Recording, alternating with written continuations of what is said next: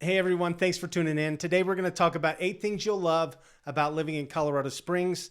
So without any delay, let's just jump into it. The first thing you'll love about living here is the weather. The number you'll hear most is 300, which means 300 days of sunshine, which is what we get here. When I tell people I live in Colorado Springs, I think they imagine that I end up having to ride a snowmobile to go to the grocery store, that it's winter here all the time, and that's just not the case. Now, we have people that are golfing here in the coldest months of the year. And yeah, it does get cold. And January tends to be the coldest month, and I've seen temperatures get 15 to 20 below zero Fahrenheit, but that's rare and usually only lasts for a few days. We do get snow sometimes, but even when we get hit with a big storm, it seems like within a couple of days, the sun's out, the snow is melted, and the roads are dry. And one of the things you may not know about Colorado Springs is that we get all 4 seasons in the year. And sometimes we get all 4 seasons in a day. If I had to pick one thing about the weather here that I don't really love, it's that we get some pretty big hail once in a while, and it does impact our insurance rates. Breaking weather alert. The hail this afternoon caused a lot of damage in neighborhoods all across Colorado Springs, Fountain, and Security Whitefield. Now, many of you also shared your pictures of broken windows, dents in cars, and even some hail larger than the size of baseballs. That said, you could do a whole lot worse than the weather here in Colorado Springs. The next thing you'll love about living in Colorado Springs ties in with the last thing I said you'd love about Colorado Springs. It's so sunny here that it's dry. And it's so dry here that we really don't have a lot of bugs. We don't even have many mosquitoes. So you can have a barbecue without getting chewed up by bugs. You can sit outside and watch the sunset over the mountains, and you don't have to have a bug zapper. Now, we do have some wasps and yellow jackets here that can be a problem.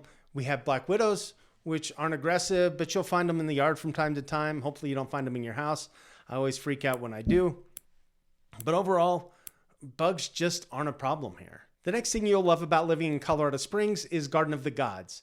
It's a little slice of heaven, and it sits on the west side of town, and it's postcard beautiful. When you see it, you understand how it got its name. It was once owned by one of our city's founding fathers, and when he passed away, he gave the land to the city of Colorado Springs on the condition that it always be a free public park.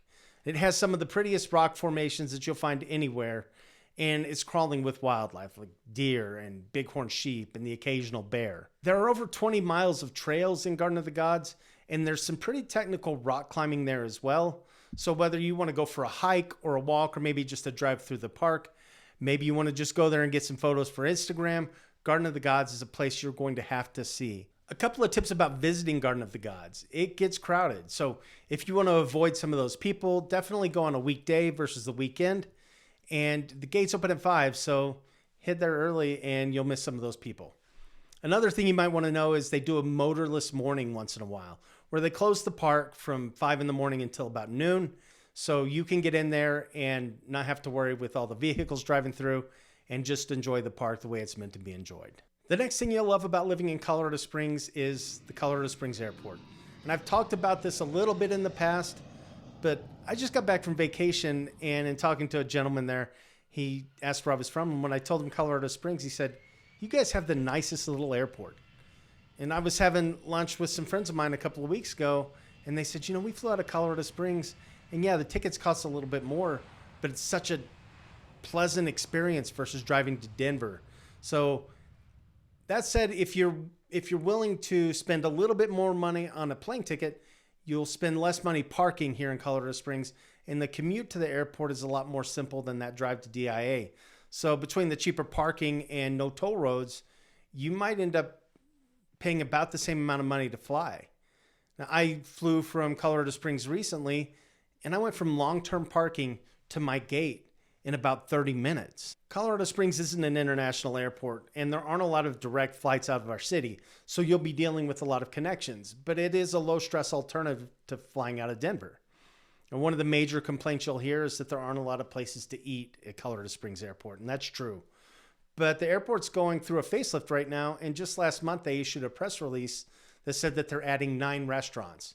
So that'll make a big difference, and I'm telling you, but don't tell anybody else, or else the secret's going to get out and the airport won't be as uncrowded. So keep the secret to yourself and check out Colorado Springs Airport. The next thing you'll love about Colorado Springs is that we have a lot of hiking. Now, saying we have a lot of hiking in Colorado Springs is like saying we have a lot of crooked politicians running around Washington, D.C. It's an understatement. And living here, even if you don't love hiking, you tell people you love hiking so you don't get profiled and put on a list like something's wrong with you. We have trails everywhere. So whether you want to take a quick hike on your lunch break or if you want to go get lost in the wilderness, it's in our backyard. A few of the more popular places that people like to hike are, like I covered earlier, Garden of the Gods. But just south of there is the Red Rocks Canyon open space. And it's kind of like Garden of the Gods' little brother, a little less crowded. Bear Creek Park's another favorite with almost 600 acres and miles of trails. And it has an awesome dog park too. And North Cheyenne Canyon Park is another popular area that's a bit more demanding, but the views make it worth the effort. And you definitely, if you go there, you want to check out Helen Hunt Falls. And we also have Palmer Park, which is right in the middle of town with over 700 acres and 25 miles of trails. And it offers some of the best views of Pikes Peak that you'll find anywhere. If you're a little more hardcore, I recommend checking out hiking Pikes Peak. And another legendary hike is the Manitou Incline. It's popular locally and it's popular nationally.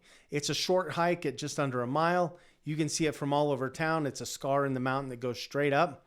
But it's a popular hike. And so if you want to hike that, you'll definitely want to make a reservation. It does fill up. So I'll put a link for that in the description if you want to challenge yourself. The next thing you'll love about living in Colorado Springs is having the Broadmoor Resort in your backyard. It's the gold standard for hospitality in Colorado Springs. It's the nicest resort in town and one of the nicest places you can stay anywhere. This is a place where heads of state come to stay, billionaires, famous athletes, celebrities. The Broadmoor actually runs promotions for people who live here locally, and we get discounted rates. And so we can have a staycation, go stay at one of the nicest resorts, and you might run into Warren Buffett in the lobby or your favorite quarterback out by the lake.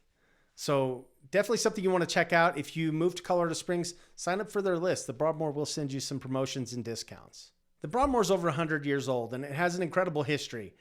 I won't get into all that with you, but I will tell you how it came to be. So Spencer Penrose was this mining tycoon who made his fortune here, and he wanted to stay at the Antlers one night. The Antlers was a hotel that was owned by the city's founding father, General William Palmer. Well, he was denied a room, and legend has it that he rode his horse into the lobby in protest.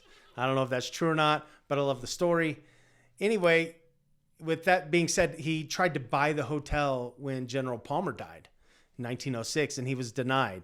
Well, this was a dry city. Colorado Springs was a dry city. There was no alcohol. There was no gambling. And those were a couple of Spencer Penrose's favorite pastimes. He'd made a promise to his brothers when he was young that he would never go a day without drinking in his entire life. So the fact that he couldn't drink at this luxury hotel, the Antlers, made him decide to buy a chunk of land on the southwest side of town and build a luxury resort to compete with the Antlers. And he had drinking and gambling.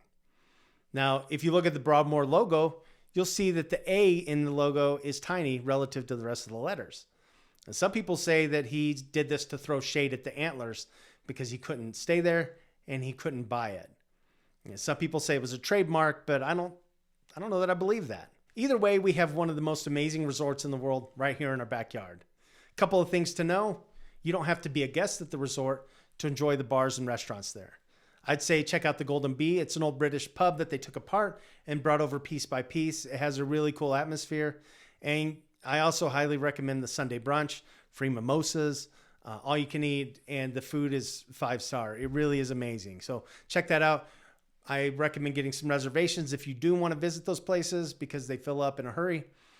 If you don't want to eat there or if you don't want to stay there, you can still go there, park your car in the garage, and just take a walk on the grounds. It's beautiful, and I highly recommend it.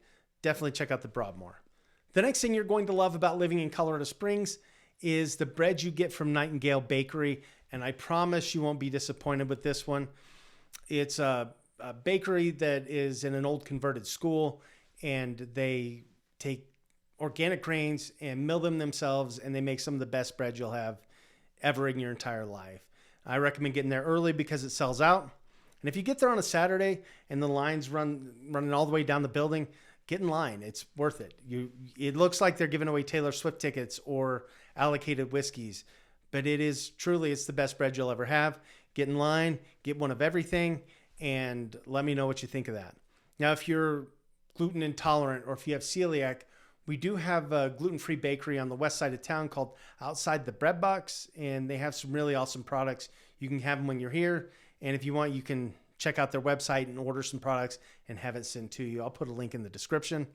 Definitely want to check those out. The next thing on the list about living in Colorado Springs that you might love this one, you might not, is that we have both In-N-Out and Whataburger here. And I know that's kind of controversial. Some people prefer one versus another. If you're from Texas, you prefer Whataburger. If you're a California guy, you prefer In-N-Out.